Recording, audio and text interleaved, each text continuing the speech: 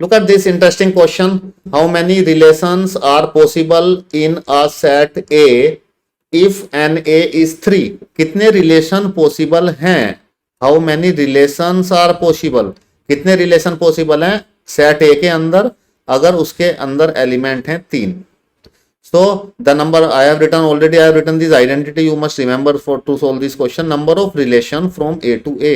A से A में कितने रिलेशन बन सकते हैं? It is 2 power n square. So what is n in this case? N is given in this case is number of element is 3.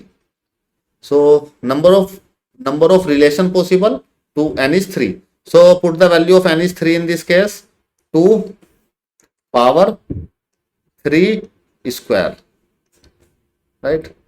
तो इसमें आप 2 की पावर 3 मत कर देना पहले, फिर उसका स्क्वायर करो, तो 3 की पावर 2 करना है पहले, तो 2 की power 9 is the answer in this case. तो 2 पावर 9. बेसिकली ये फॉर्मूला कहां से बना है मैं अगर बता दूं आपको कि सेट ए के अंदर अगर एलिमेंट है सेट, अगर ये फॉर्मूला होता, let me explain this more, अगर एक ए से बी का होता, ये ए से ए का ही था, ये ए से ए का ही रिलेशन था, ए टू ए था, ये इसके अंदर भी 3 एलिमेंट थे, इसके अंदर भी 3 एलिमेंट थे, तो वी यूज दिस फॉर्मूला.